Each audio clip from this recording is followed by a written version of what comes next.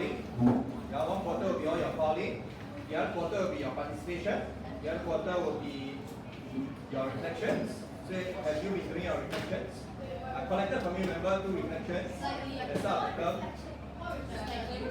I collected already, yeah? 2 reflections. Yes, I know.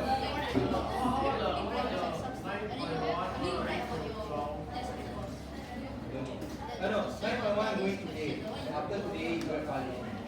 Yeah? Yes.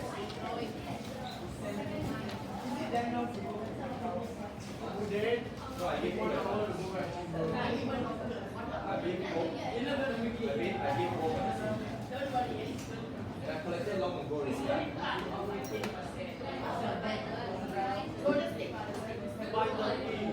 How I said you want to give me back, is it?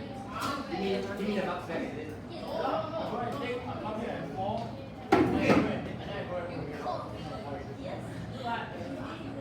Apparently I've gone through the MCQs. I have no recollection. Yeah, I have no recollection. Okay.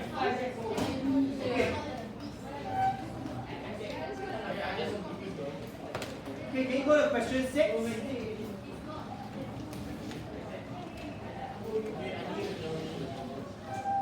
Wait, show me a worksheet first. Let's see what's the level of completion. Yeah, recall. I think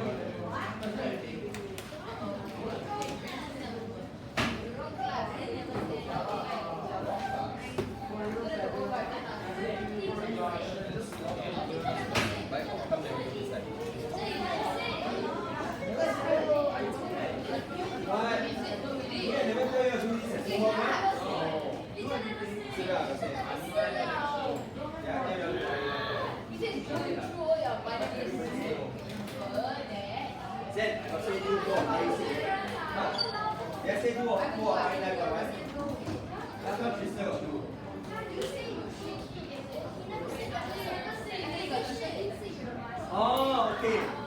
He say, I say, you all should be able to do, but I didn't say I want you all to do. I thought I said going on Monday.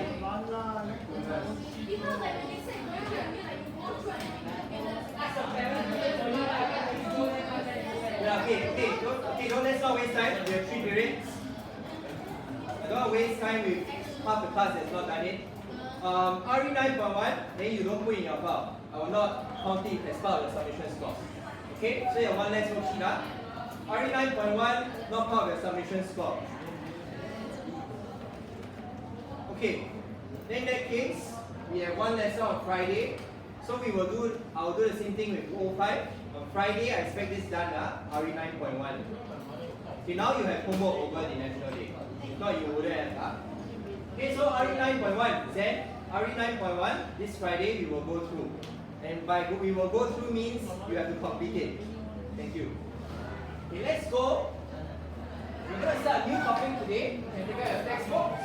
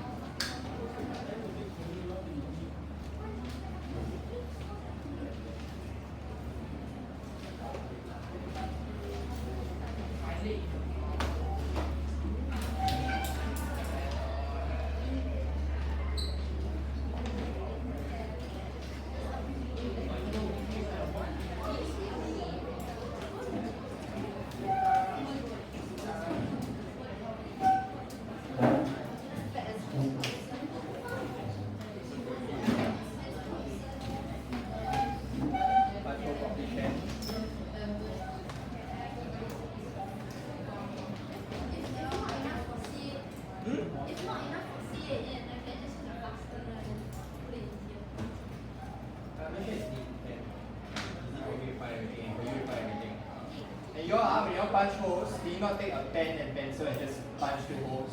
Can?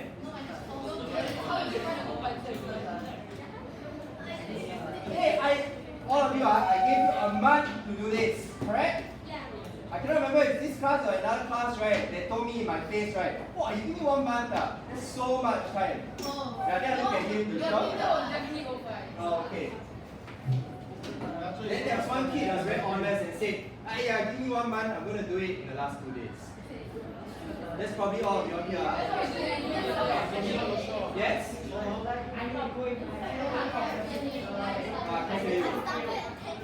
Say yes, then. Listen. Only at the practical and RE will our marks be deducted.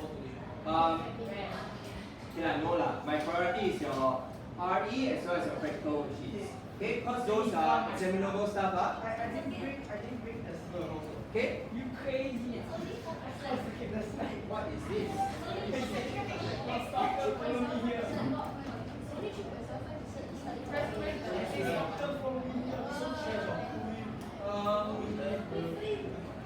Yes, it does.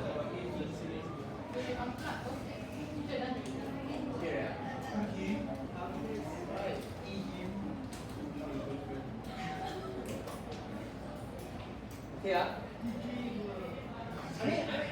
Can I just get you all to think a little bit more? Like if I ask you to do fouling, it implies that you need to properly organize it, you need to find some holes.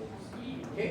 So you're not primary school anymore, shouldn't need to teach you all this kind of basic stuff.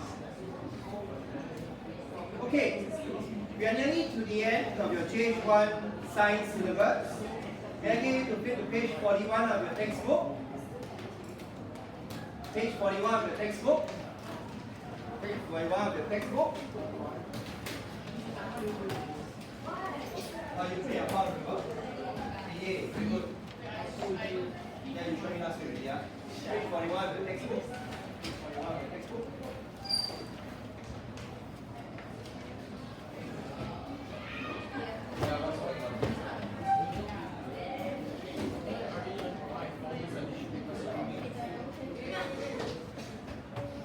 Page 41.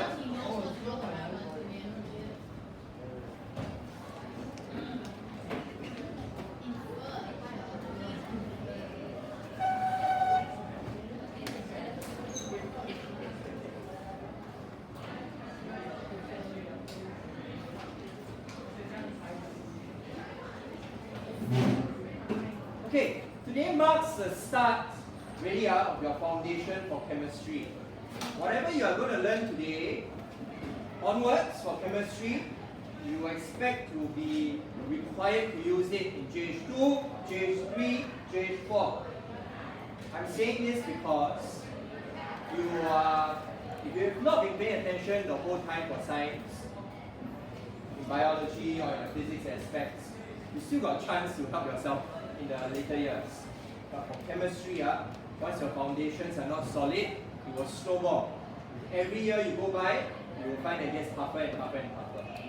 So, really need you to follow me as we lay down the foundations of your chemistry. Okay? If you have the practice of during class, not focus one, really, we need you to be on the ball for these last two chapters. Okay? They are your foundations. If you are good with this, I guarantee you, JH2 will be a smoother experience. JH3 and 4 will be a good experience for you also. You will end up learning chemistry. Okay? Right? All grounds in your foundation. Okay, we start with page 41. Topic 10. This topic is called atomic structure. Just like how cells is the basic unit for biology, atoms will be your basic unit for chemistry. And we start off first by learning about the structure of atoms for chemistry. We are done with the structure of cells. In the structure of cells, you learn about the parts. Cell membrane, nucleus, so on and so forth. These will serve as your foundations for biology. But I say this is still okay because actually you learned this in primary school, right? So at the end of the day, what I did with you was a recap. But for this one, it's almost brand new. Okay? So you really need to follow me. We'll begin your foundation for chemistry by learning about the structure of atoms. For us to understand what atoms are, I'm going to recap a little bit of what you learned before in our previous chapter. Certain words. For example, we learned words like elements. We learned words like compounds. Okay, I'm going you to draw your attention to these two words as we come to this topic here. So, a quick recall for yourself. What are elements? Elements refer to when you find that a substance has the same type of atoms present. Okay, same types of atoms.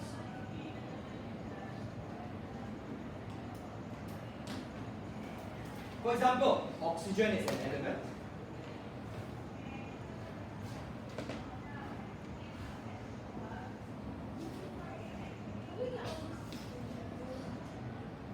This one, I check with the other teachers if we are okay to put this up on your Google Classroom. Okay. Oxygen is an element. What about carbon dioxide? Is this an element?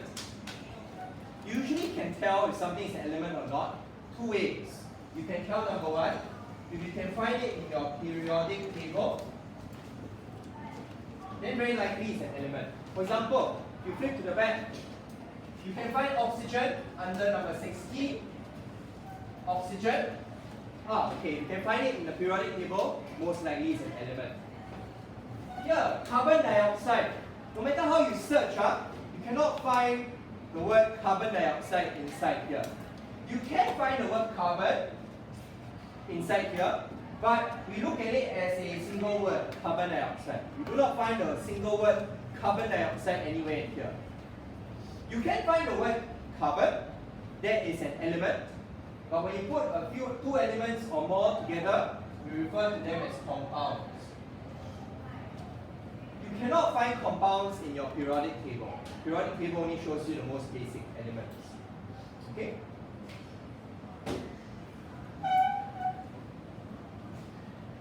Okay, and as I said, when we look at elements, we only find one type of atom. Sorry, Xavier? Why do you call oxygen as O2 if oxygen is by itself just oxygen? Okay, Xavier is asking, why do we write oxygen as a symbol? Why do we write O and a 2? Even though you are saying, what did you say? So oxygen equals to oxygen. Why do we write down the symbol of oxygen as O2? Yeah? For example, if I ask you what's the symbol for carbon dioxide, you know it's CO2, right? What does it look like if I draw it out? It will look something like that. There is a carbon, and there are two oxygens.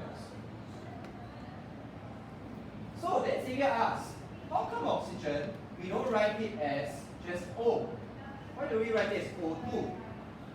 Well, it really implies that for oxygen, we find the oxygen in the air, they are combined in this way. Two oxygen atoms combined together. Okay? Two oxygen atoms combined together. Oxygens do not exist as single atoms floating around. They actually exist as two atoms combined together at any one time. Is this still an element? It is. Because it is the same type of atom. Same type of atom. Yes? So oxygen all equal at the same time. Are you asking this because when you look in the periodic table, you see oxygen equal O? Right? Okay, so Xavier is asking, oxygen, when do we write O and when do we write O2? Okay? The symbol for oxygen is O. But oxygen exists in this world as O2. Can I say again? The symbol we use for oxygen is O. But in real life, there's always two oxygen joined together floating around. Okay, that's why we write it as O2. Okay, so this is just a symbol, but this is how they actually join together. So what's the symbol for carbon? It is C. But C can join with oxygen to form carbon dioxide. Yes, Isaac?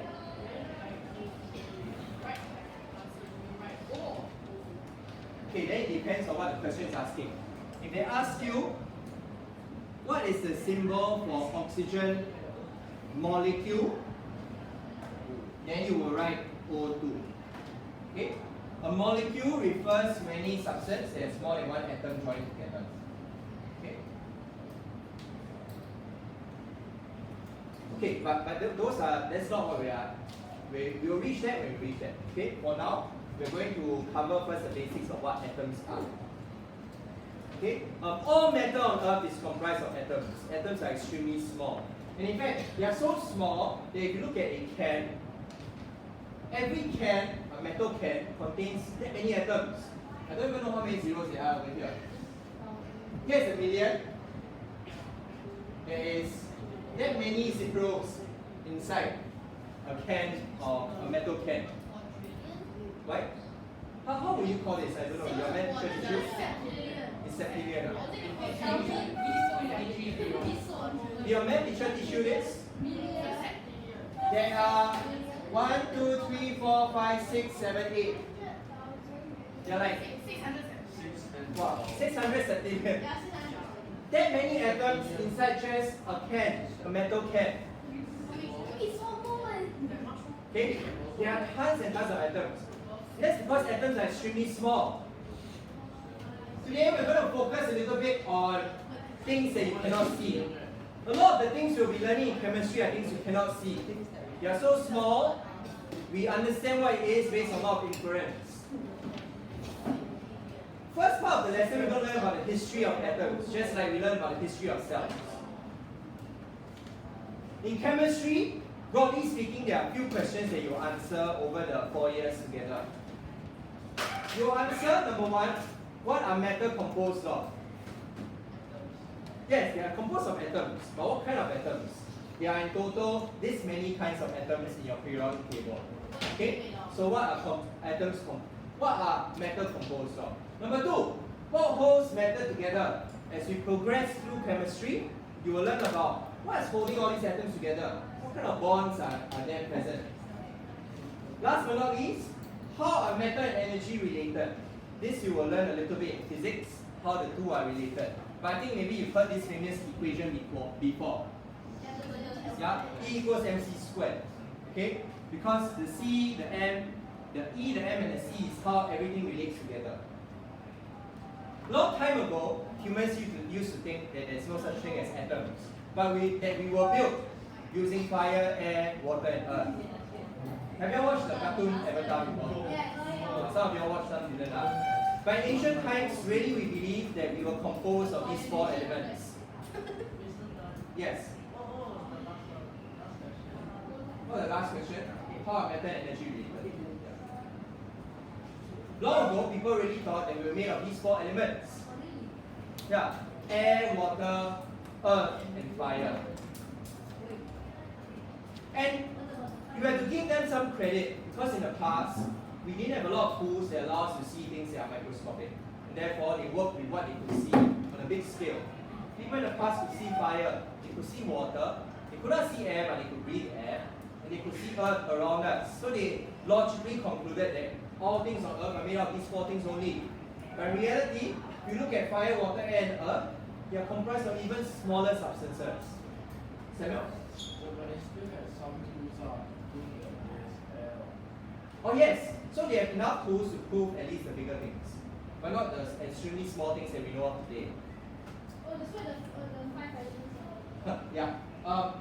Even in Chinese culture, I think Chinese culture they included one more thing, metal. Okay, other than earth, they included metals. But as we progress through our scientific endeavor and search for knowledge, we discover a little bit more along the way. And by little, we mean very, very, very, very small substances. Even when you look at a piece of toast, if I ask you to cut it up, you could cut it up into very, very small little pieces. But how small can you cut up all these pieces into? What do we refer to the smallest unit that you can cut?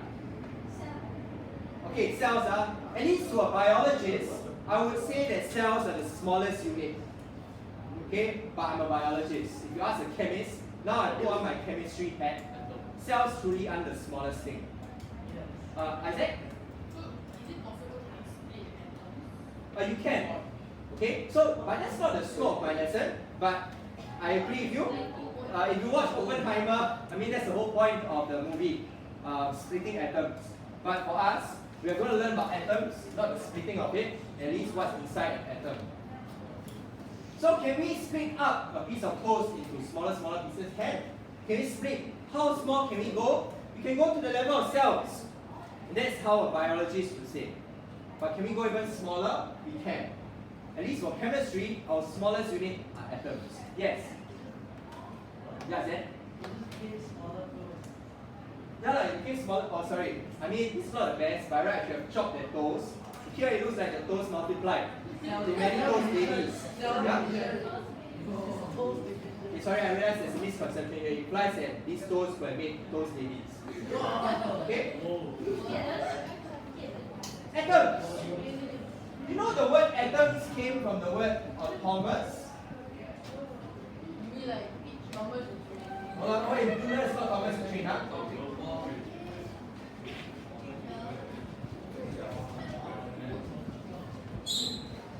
The word Thomas means cut.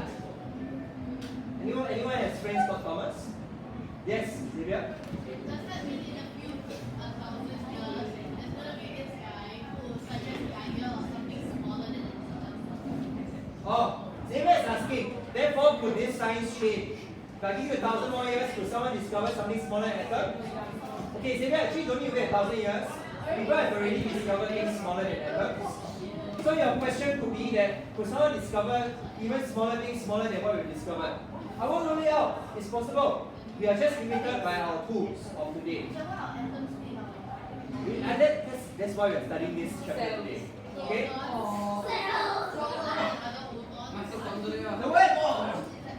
The word Thomas refers to cut. A means cannot. So, cannot cut.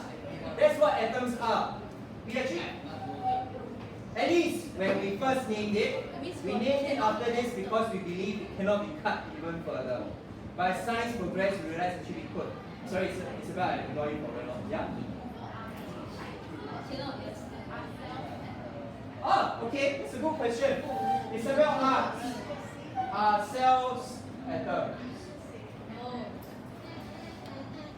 Oh, I know. You know the real steel? I was waiting for something meaningful to come out. Yes, yeah? You know real steel, the movie, the boxing robot? Yes?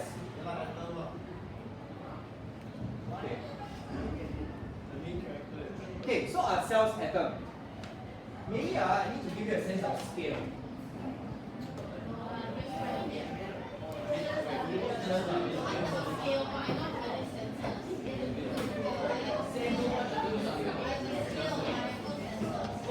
Why am I being led to Bishop after family?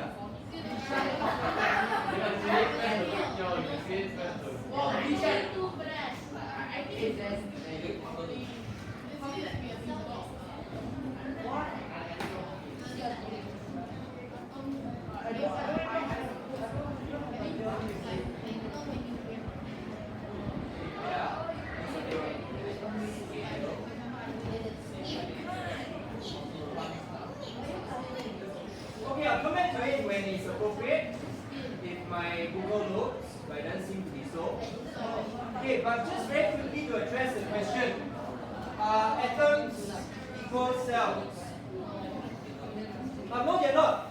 Okay, what is a cell? A cell comprises of things like cell membrane, nucleus, cytoplasm. How do atoms fit into all this? Well, for example, if I were to zoom into the cell membrane, you'll find that it's made up of fats. If I zoom into fats a little bit more, you'll find that it's made up of atoms. And what are atoms made up? And what kind of atoms? Actually, fats are made up of three kinds of atoms. It's made up of carbon, it's made up of hydrogen, it's made up of oxygen. Yeah? If I look at the cytoplasm of a cell, the cytoplasm, what is cytoplasm largely composed of? It's composed largely of water. If I zoom into water a little bit more, it's made up of two kinds of atoms, hydrogen and oxygen. So where do atoms fit in? Atoms are really small. If I say cells are the building blocks of life, atoms are the building blocks of cells. Okay? Atoms are the building blocks of, everything from living to non-living things. Isabel? Everything, dead or alive, has atoms. Just that sometimes when we piece atoms together in the right way, we could give rise to life. But if atoms, or if you just look at oxygen in the air, metal in your cables, those are non-living things. Yes? So let's say you put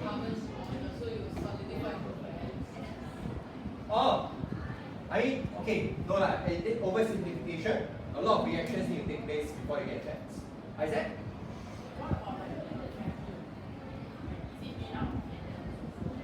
A vacuum is a space with nothing. There's nothing wrong. Yeah, that's what outer space is. Yeah. Xavier, last question before you move on. Okay. Yes, Xavier. So what are atoms made of? Okay, Xavier. That is, and Daryl, that is the topic for today. So everything is made of. Just let me share. So, Sorry? So whatever atom is made of, right? So everything is made of those two. Correct. Okay, so that's our focus for today. We're going to learn about what atoms are made up of. Atoms are not the smallest unit as we once thought. They are actually smaller units within atoms. Okay? And really in that time we thought atoms are the smallest. If we look at your periodic table, it shows you all the different kinds of atoms that exist. Eventually you'll get really good at this, but just not at our level yet. We're now going to watch a little bit of the history of how we got to know atoms.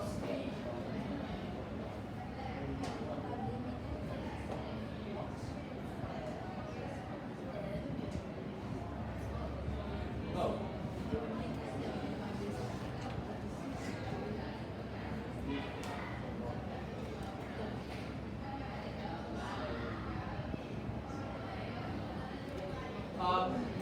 Maybe to give you a sense of scale, imagine this is a coffee bean compared to a grain of rice. I've been looking for this. I've been looking for this. What's the link? Okay. Give me the link. I've been looking for this. So where does a cell fit in? Right? How small are cells? Cells are this small. So let's go from coffee bean, grain of rice, sesame seed, a grain of salt, amoeba, paramecium. That's a human egg. Okay? You see how small the human egg is compared to a coffee bean. Okay? So that's how big a coffee bean is compared to human egg cell. Let's search a little bit more. Okay? Here is a sperm cell, it's much smaller. Then a red blood cell compared to egg cell is much smaller. So really the human egg is the biggest cell of the human body. Let's zoom in some more. Notice we haven't even seen atoms yet. Atoms are way smaller. So let's zoom in some more. Here I have a chromosome. Chromosomes are what you find in nucleus. We have a statue of that at the atrium. Hey, yeah. Do you notice this at the atrium? I told you. Yeah? I told you. Okay. Here's a mitochondria, which is what we've learned. You see how small mitochondria is compared to a cell. Okay, let's go some more. You see, we haven't even reached atoms yet. Where are atoms? Okay, you see viruses. Atoms are smaller than viruses. Even smaller, even smaller. Phospholipid. This is the fats I'm talking about that cell membranes are made up of. You still don't see atoms. Here is an atom. Okay?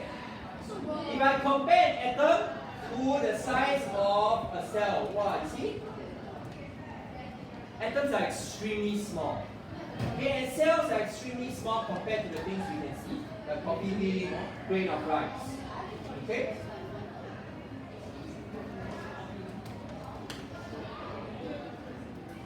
Samuel. Yeah, you want to say something? Where's DNA? Is it? Okay. DNA was over here. So Samuel asked, where's DNA? Observe. Here. You see the X chromosome? This is DNA. Yeah, so that's where DNA is in the scale of things. Okay, so let's start off today's lesson with a quick history on atoms. Last week we learned about the wacky history of cells. You'll find that the history of atoms is also as wacky and also many layers of knowing. And the knowledge has changed over the years many times. Which page am I at on the textbook? I'm on page 42 all the way to page 45 is where I'm going to be at. 42 all the way to page 45. 42 to 45.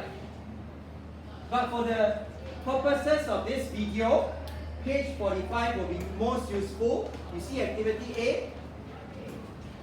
Activity A shows you the change in understanding of what we thought atoms were.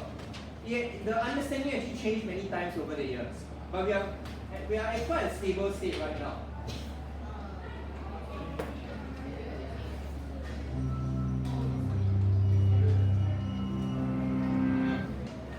What do an ancient Greek philosopher and a 19th century Quaker have in common with Nobel Prize winning scientists? Although they are separated over 2,400 years of history, each of them contributed to answering the eternal question: what is stuff made of? What is It was matter made of? around 440 BCE that Democritus first proposed that everything in the world was made up of tiny particles surrounded by empty space. And he even speculated that they vary in size and shape depending on the substance they compose. He called these particles atomos, Greek for indivisible. His ideas were opposed by the more popular philosophers of his day. Aristotle, for instance, disagreed completely, stating instead that matter was made of 4 elements: earth, wind, water, and fire. And most later scientists followed suit. Atoms would remain all but forgotten until 1808, when a Quaker teacher named John Dalton sought to challenge Aristotelian theory.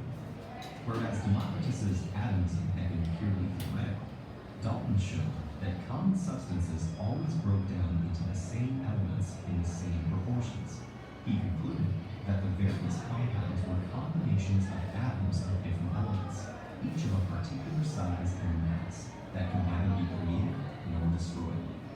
Though he received many honors for his work, as a Quaker, Dalton lived modest until the end of his days. Atomic theory was now accepted by the scientific community, but the next major advancement would not come until nearly a century later, with the physicist J.J. Thomson's 1897 discovery of the electron. In what we might call the chocolate chip cookie model of the atom, he showed atoms as uniformly packed spheres of positive matter, filled with negatively charged electrons. Thomson won a Nobel Prize in 1906 for his electron discovery, but his model of the atom didn't stick around long. This was because he happened to have some pretty smart students, including a certain Ernest Rutherford, who would become known as the father of the nuclear age. While studying the effects of X-rays on gases, Rutherford decided to investigate atoms more closely by shooting small, positively charged alpha particles at a sheet of gold foil. Under Thomson's model, the atom's thinly dispersed positive charge would not be enough to deflect the particles in any one place. The effect would have been like a bunch of tennis balls punching through a thin paper screen. But while most of the particles did pass through, some bounced right back, suggesting that the foil was more like a thick net with a very large mesh.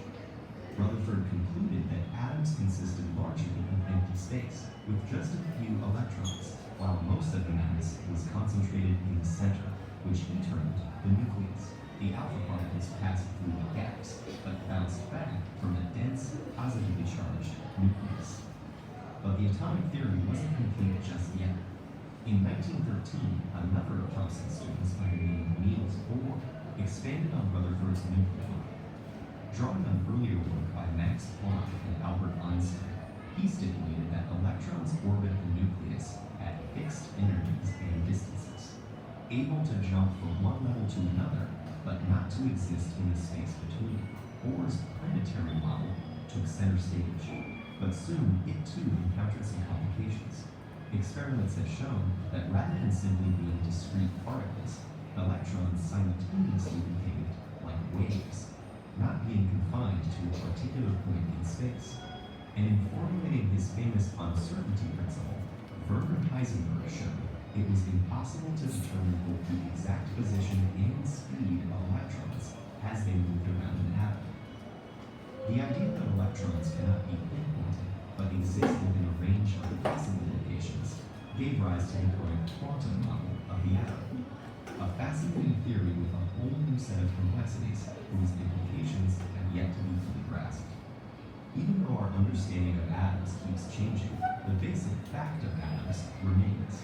So let's celebrate the triumph of atomic theory with some fireworks. As electrons circling an atom shift between energy levels, they absorb or release energy in the form of specific wavelengths of light. resulting in all the marvelous colors we see. And we can imagine Democritus watching from somewhere, satisfied that over 2 million later, he turned out to have been right all along.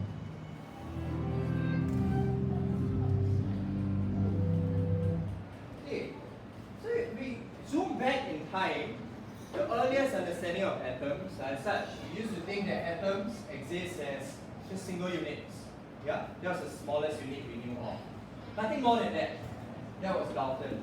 I'm at page 45 of the textbook. There are some blanks for you to draw the different models. So I'd like you to draw the different models as we go on. Dalton used to think that atoms were just a single particle by itself. Nothing more than that. But as we progress through history and various experiments conducted, we realize that there's more to an atom, more insight to that than we thought.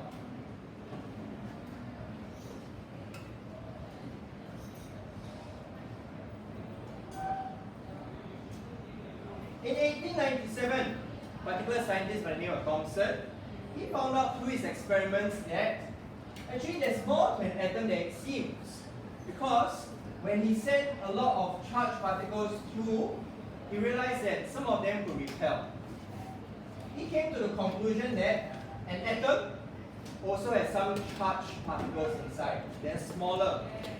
So he came to the conclusion that embedded inside an atom are many charged particles. I'm writing minus to show that it's negatively charged. A lot of people call this the cookie model because really back then they thought that an atom had a lot of these negatively charged small particles just embedded inside. They also used to think that this cookie itself was positively charged, while having small little negatively charged particles embedded inside. That's in 1897.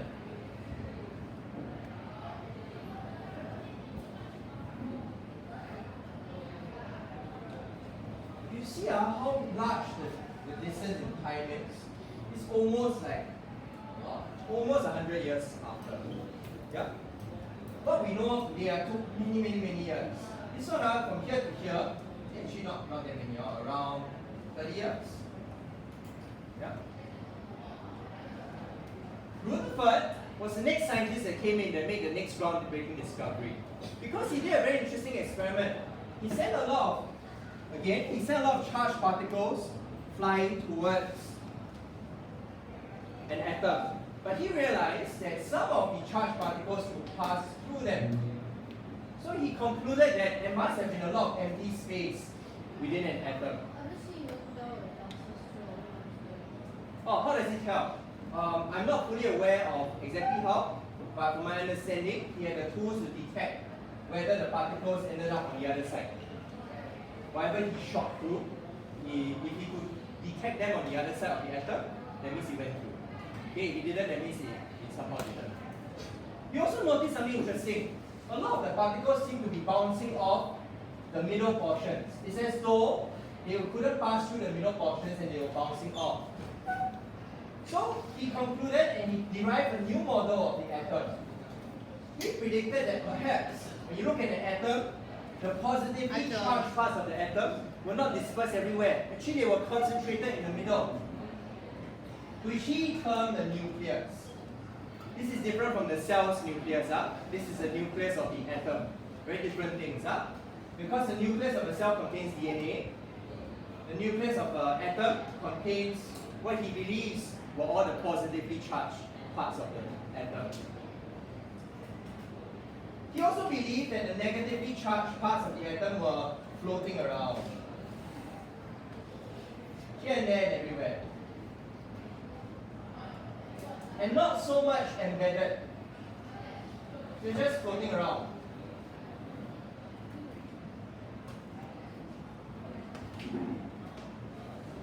But within some sort of defined space.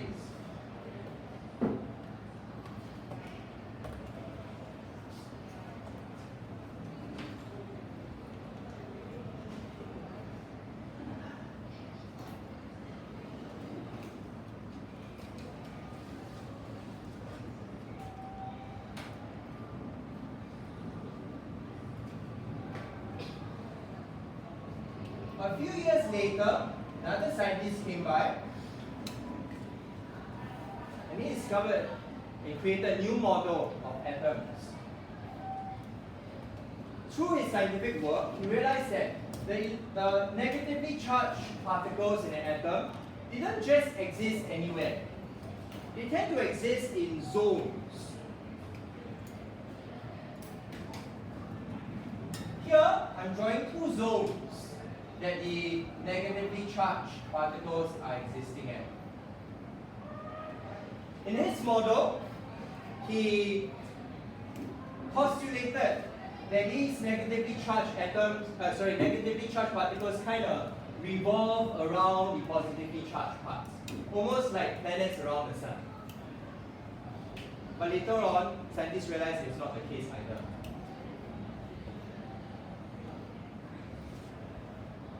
Many years later, people through a lot of other scientific work that was done and research, we discovered that these negatively charged particles didn't orbit in a very nice way. They kind of exist in a zone. Okay? Not so much in rings, but in a zone. A cloud, as you may call it. Here, it almost seems like they are orbiting like planets, but not really. Scientists of modern day, we've realized that these negatively charged particles don't orbit this way. They exist more like a cloud. Like what would be the best way to describe it? A cluster, yes, thank you. They exist more like a cluster. There's a cluster of area that they can exist in that they will. So I'm going to represent these electrons using dots this time. There are zones that they can exist in. Oh, I cannot draw it, that's a problem. I think you will see next time, your teachers will show you models that look like that. The electrons exist in kind of zones where they can exist in. You do not need to draw this because it's in your textbook already. They kind of just draw a cluster, yeah, like a cloud surrounding the nucleus. Many different models over time. This is where we are at in modern day. But as a beginner chemist, there is still a lot of value in using Bohr's model. Because Bohr's model helps us understand something quite useful. The fact is that these negatively charged particles, they do exist in zones, but not spinning around like planets, but they exist in zones. What I mean by that is that you could find these negatively charged particles not rotating, but you can find them existing at anywhere within this zone.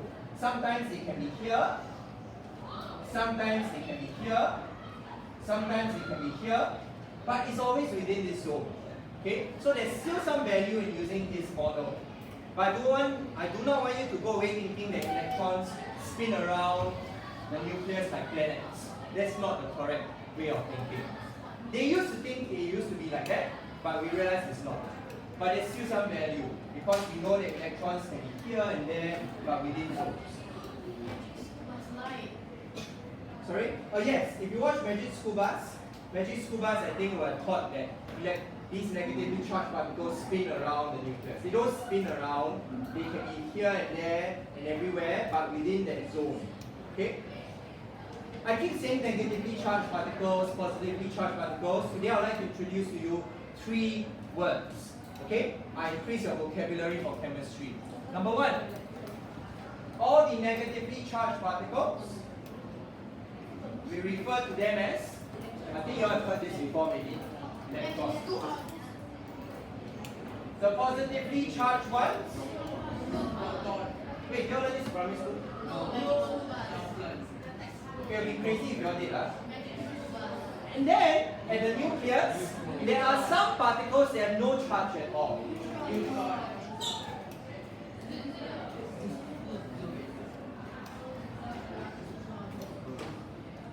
Okay? S refers to many of them. Without the S, singular lah. So a single electron, single proton. Please stop yawning out loud like that. Yeah, so 3 vocabulary that I'd like you to take note of. We will start using this a lot in chemistry. Karthik, you want to share something, is it? Okay. I thought you had you wanted to add on something, is it? Xavier?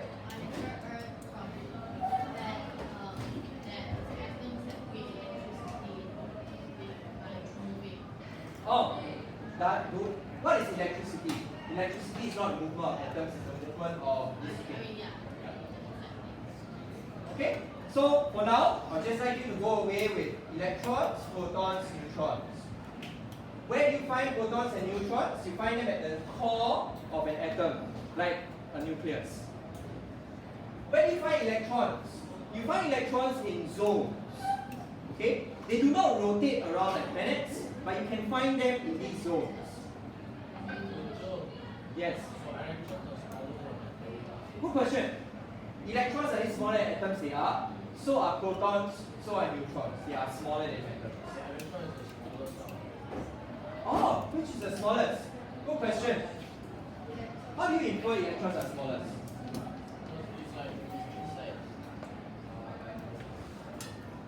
Yes, but protons and neutrons also inside atoms. Okay, if you look at page 45 of your textbook, we provide you the mass of all these subatomic particles. You see the mass of neutron, the mass of a proton, and the mass of an electron. Which one has the smallest of masses? How you tell?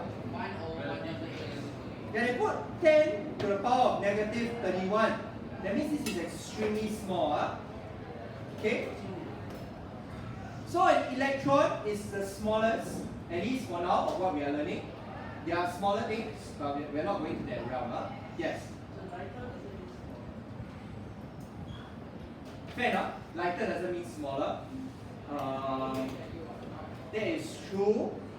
I agree with you. But at least in this case, it is. In this case, it is. I think when you talk about lighter doesn't mean smaller, when we are looking at a big scale of things. Often, something that's big may be light because it's made out of atoms that are in itself light. Yes? Over here it says for the relative charge. Okay. Naya asks, for neutron, it says no charge. Does that mean it has a charge of 0? Yes. Okay? No charge. Isaac? Wow, how did they find out the mass? Weighing scale. Okay, if I'm not wrong, it is based on math. They estimate for a particular matter how many atoms there would be. From there, they do the math to find out what each atom's mass would be. How do they assume how many atoms there would be? I cannot remember. A complicated series of experiments. Yes? Isabel?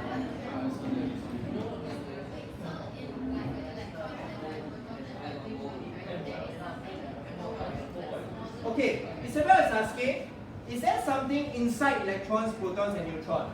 Okay, I have to admit, my chemistry and physics knowledge doesn't go far enough to know whether there's something inside.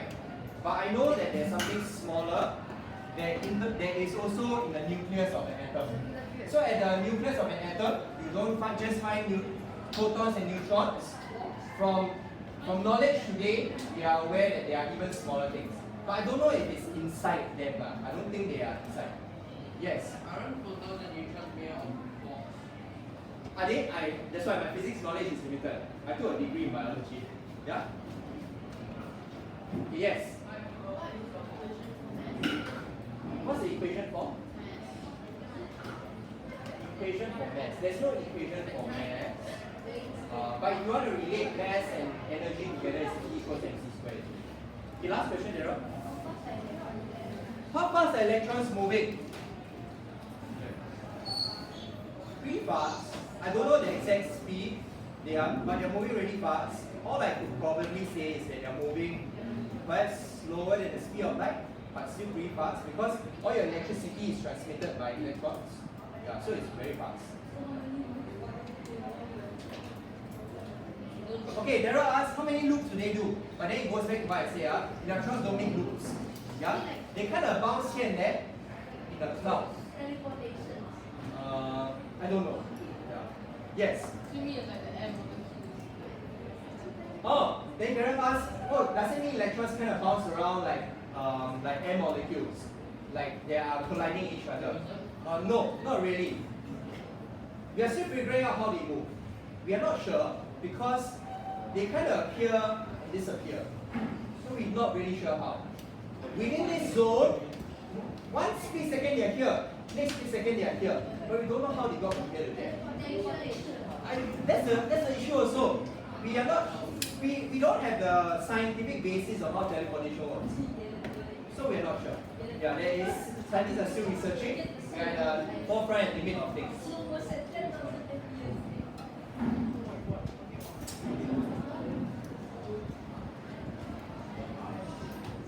Okay, so by now, what have we gone through? We've learned a few things. We've learned number one, the history of atoms. Okay, we learned about the history of atoms. That the model we know of today has evolved over many years, and there are many different models of atoms. The model we know of today is what you will learn of in JH3 and 4. For JH1 and 2, we will be adopting Bohr's model, certain parts of Bohr's model, but not fully. In Bohr's model, he claims the electrons revolve like planets around the sun. But we know today that it's not the case. They do not revolve. They kind of just jump here and there in a zone. We also know right now that there are three different things that make up atoms. There are more, but at least for us, we learn that there are three things. Electrons, protons, as well as neutrons. White color one is very well. Wow! Wow! The face looks complete. Narrow your face quite loud. Okay? Exactly as you are. Okay. We've also covered so far that all these different subatomic particles have mass. But neutrons and protons are the ones that have a higher mass. So, what does it mean for yourself? You can take it and assume that electrons have negligible mass. I say again, negligible mass. I don't know how to spell negligible. Yeah, right. Yeah, that's right. Okay? Take it that it is so small, they cannot be measured. I need you to assume as such because as we do our calculations next time, this is what comes in important.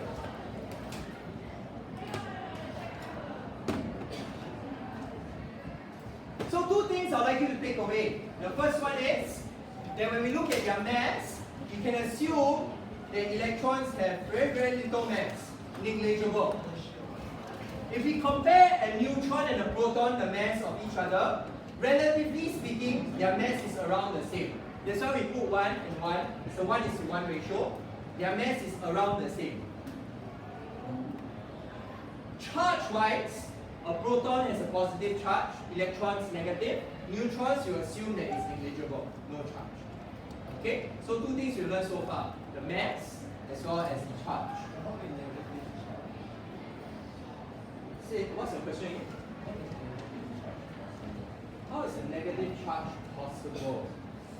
Don't know how to answer that question. This is law of physics, I guess. There's negative, there's positive. Why is it negative? I am not sure how I would so what is charge? What is charge? Okay, what is charge? I guess the best way I can put across charge is how when you look at charges, it also plays into attractive forces. Next time, as we go to the next topic, we will learn that atoms can attract each other. A lot of times they can attract each other is because they have difference in charges, positive and negative. So the best example, or best closest thing I can relate you to, but they're not the same thing, is like magnets. Magnets got north and south pole, and the north and south pole can attract each other. Positive and negative charges, kind of the same thing, but they're not magnets, but they do exhibit the same effect, that they can attract or repel each other. Yes? Okay, good question. How do you know if something is positively or negatively charged? Well, there are some experiments that have been done where we put if we have a particular metal plate, and then we imbue it with positive charges. Anything that attracts to it we can say that it's negatively charged. If we have a surface that's negatively charged, anything that attracts to it, we can say that the thing that got attracted to it is positively charged. So that's the experiments that we've done to determine whether it's negative or not. Isaac?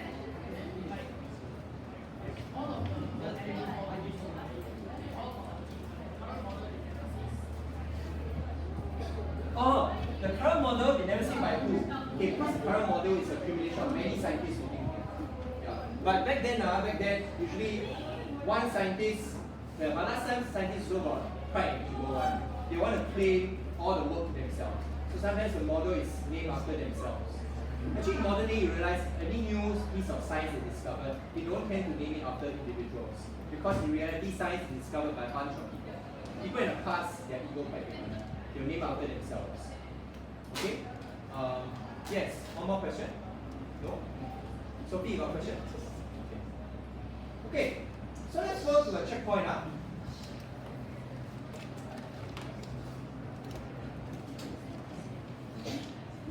Yeah. Oh, okay, thank you. What? Wait, I need to what time, huh? 11, huh?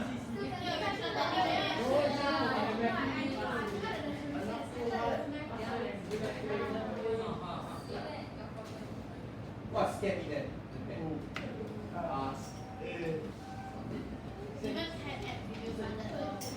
What is checkpoint 1? Let's look at checkpoint 1. Okay, look at checkpoint 1 on page 44. Okay, let's read checkpoint 1. It says, an atom is electrically neutral with no net charge. That means when you look at an atom, it actually has no charge. So what can you deduce from this? I say again, what can you deduce from this? We know, okay, we know that every atom is made up of electrons, protons, and neutrons. All atoms have no net charge. No net charge means that as a whole, it has no charge.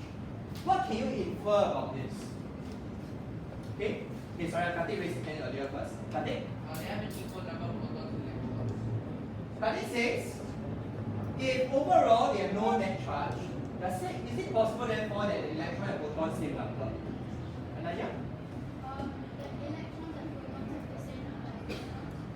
Okay, Anaya says, could it be that the electrons, protons have the same number as the neutrons? So that, oh, okay, you are saying both of them together, same number as the neutrons. Okay, any more? Okay, but Karthik, what was yours? Ananya is saying, add up the number of protons and electrons together, same number as neutrons. Is yours the same? Different. So what's yours?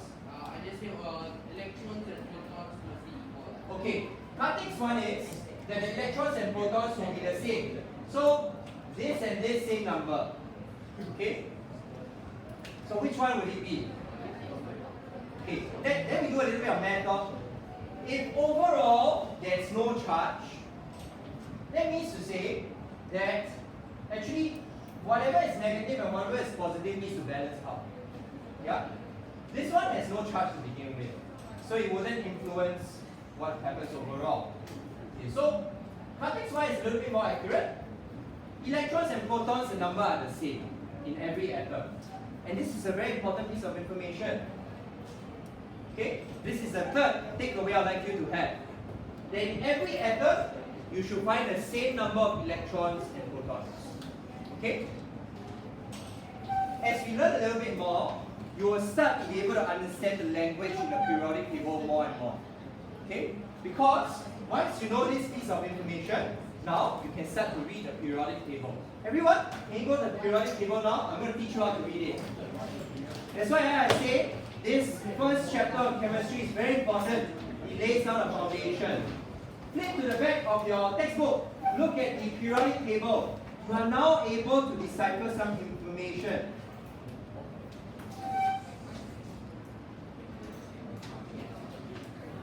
when you look at the periodic table, there are a few pieces of information you can gather.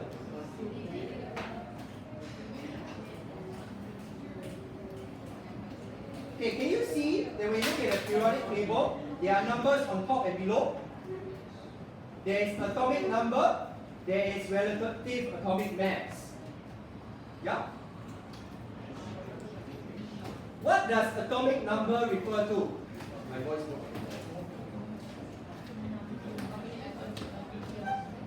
no. Can you see the atomic number at the very top? It refers to how many protons there are. Okay? So can you write this down? Atomic number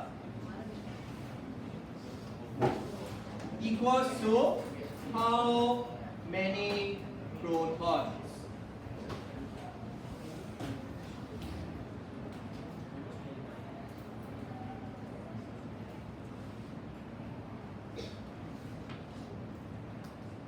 Okay, that's the only thing I'll teach you how to read from the periodic table for now. Okay, so if I were to ask you now, can you tell me how many protons does a carbon atom have? Yeah, just look at the periodic table. At the very top, it tells you the information.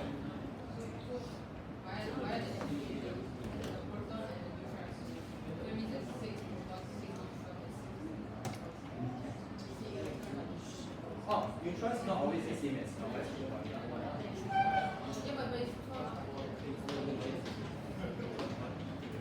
Not always the case. You see over here, you go and take 19 minus 9.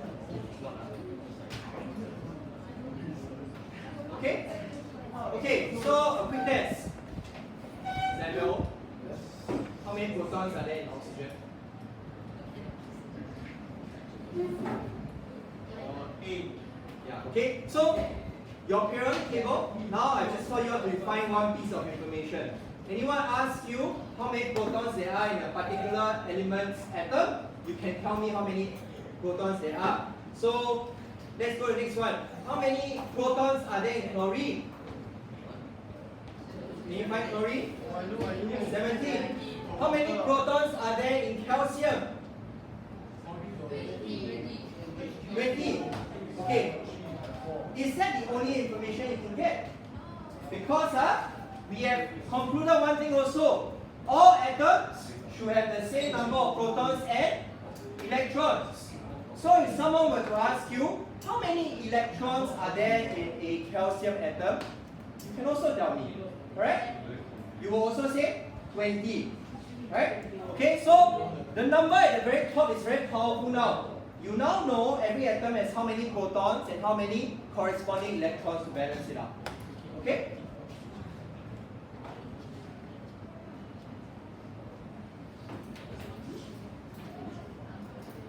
Now I'd like to pass around a worksheet that we'll do in class, an activity worksheet. It just so happens to be here.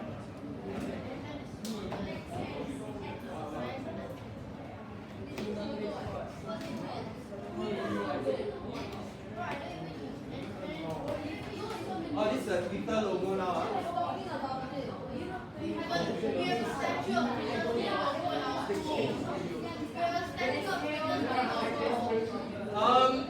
Who is Ye Yao and Zarissa's buddy? Okay, Zarissa, is it?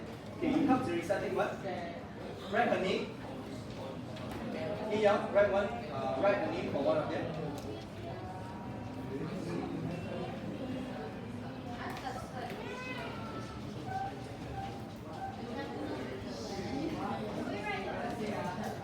Oh, don't write yet.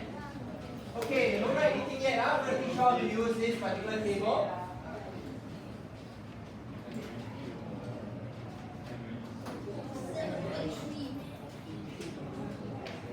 Okay.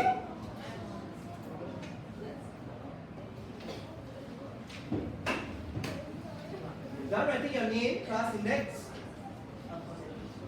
Okay, I'm going to teach you how to interpret some of the information you will find in chemistry.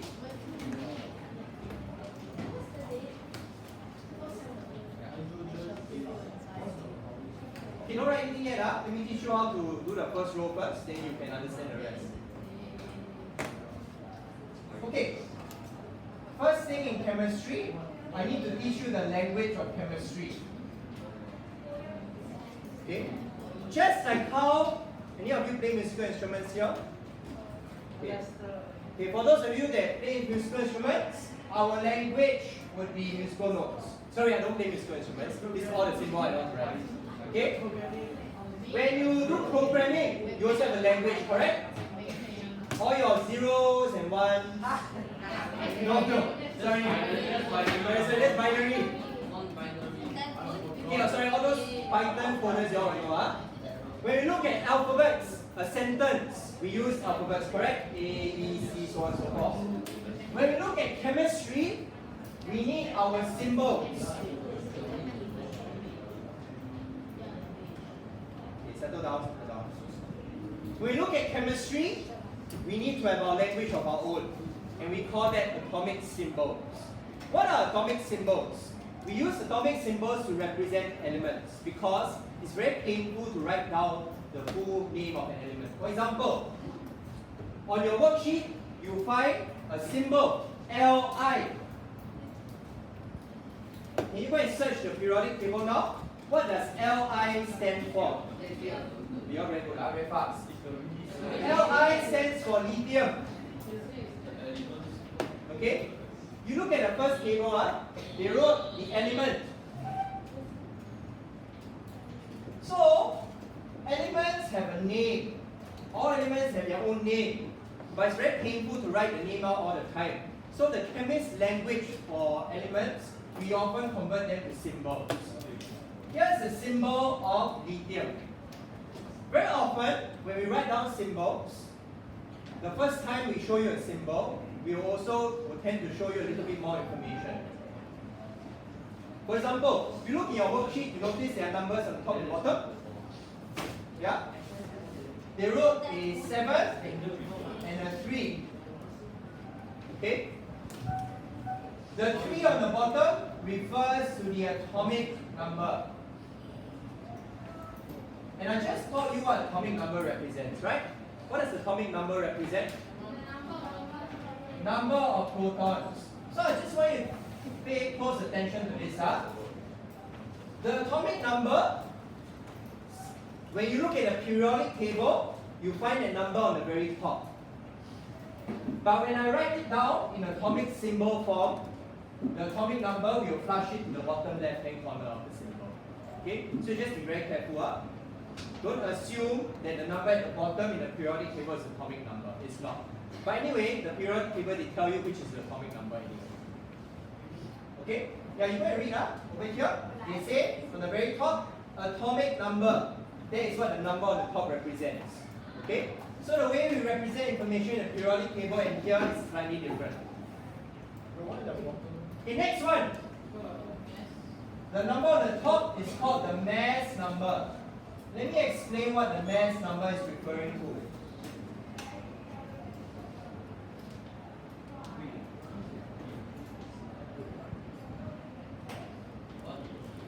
The mass number refers to the combined mass of protons and neutrons.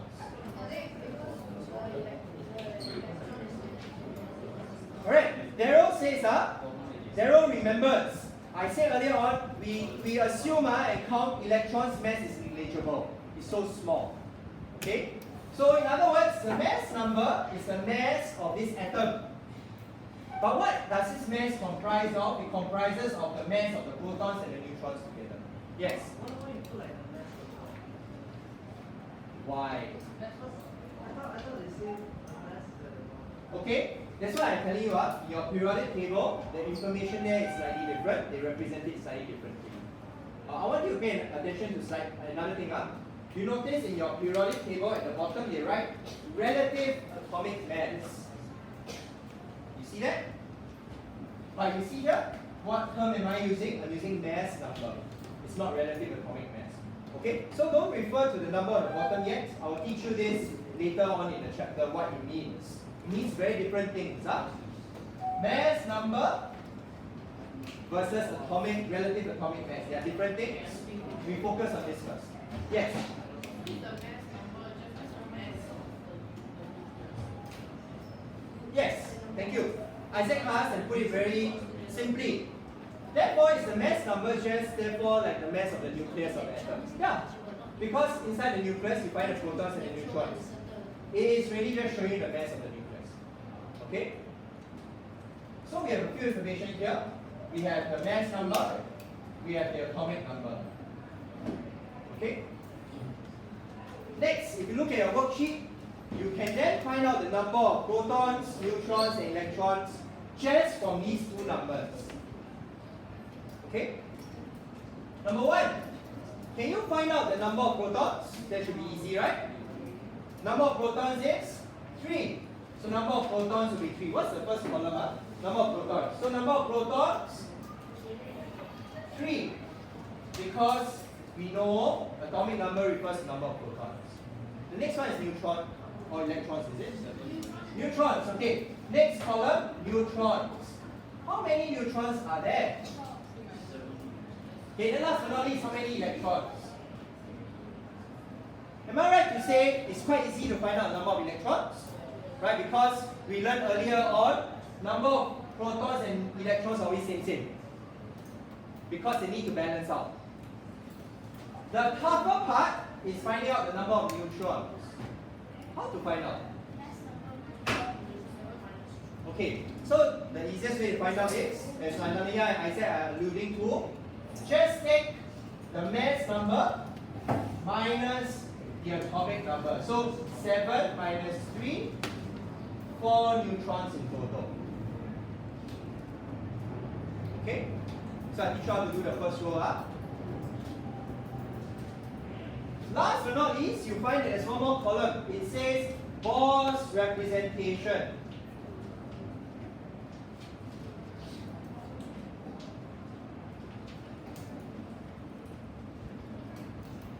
This is where I need to teach you some rules. You notice that we start off Bohr's model first with a circle in the middle. That circle represents the nucleus. Okay? Inside the nucleus, you notice we label it. We label and put 3 protons and 4 neutrons.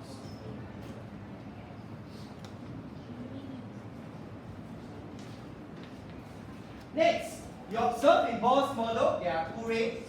1, 2. These represent the zones that you can find the electrons in. From now onwards, rather than drawing this symbol, it's quite tedious to draw. Can you replace all these symbols with a cross instead?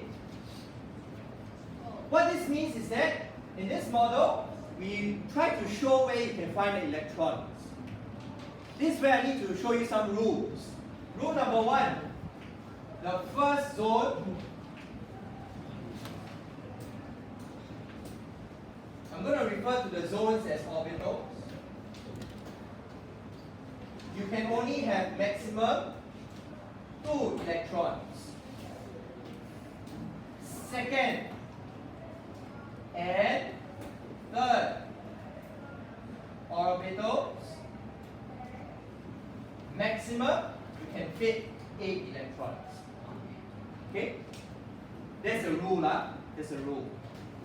What I'm also saying is that, hold on, this is not the last orbital you can draw. You can actually draw one more if it's required. How about those like 100? Okay, what about those that are 100? Those that go beyond, are there hundreds? Yes. Oh, have all? Okay. Where? Oh, haven't. Have, Some have 100 over electrons. Okay? Those that have above the number you can fit in 3 orbitals, we adopt another model already. Okay? So this model is only useful for beginner level chemists. In fact, only up to around number 20. Okay? Number 20. Okay, so 2 rules. First orbital, maximum you can fit 2 electrons. So I fit one here, one here. Second orbital, maximum you can fit 8. 8. Maximum you can fit 8 in the second one. Maximum you can fit 8 in the third. For lithium, there's only 3 electrons. So it's not a problem. I can put one here, I can put another one here, another one here.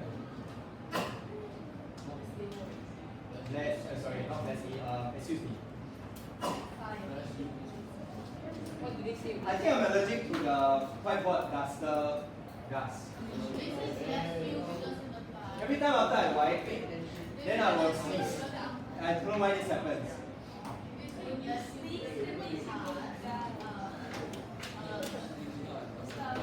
Okay, so may I just get everyone to try the second example of hydrogen? No, why? Use pencil. Mr. Tan, Yeah.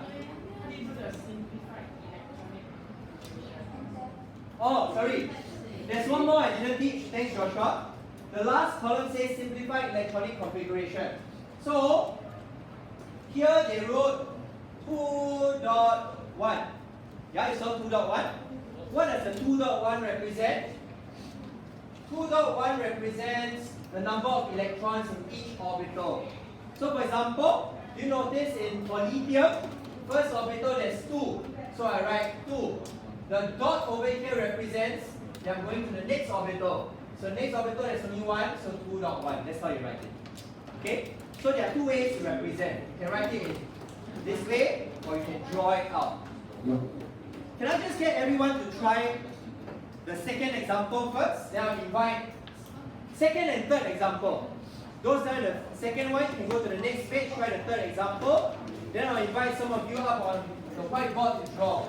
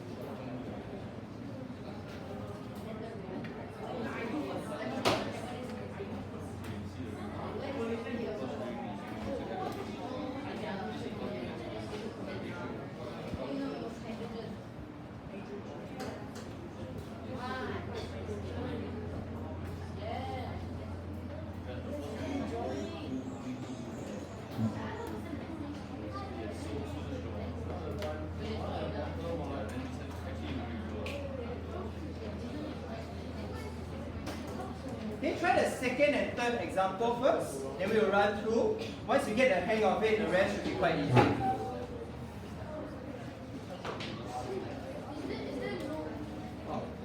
Okay, actually to do these questions, you do not need to refer to your periodic table. Okay? Because all the information, oh wait, it's not given to you, is it?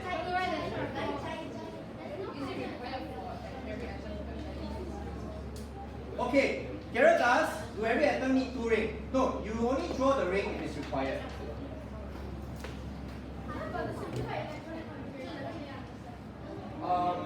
Like for lithium, you saw 2-1, right? They are trying to say is in the first ring, there's 2 electrons. Second ring, there's 1 electron.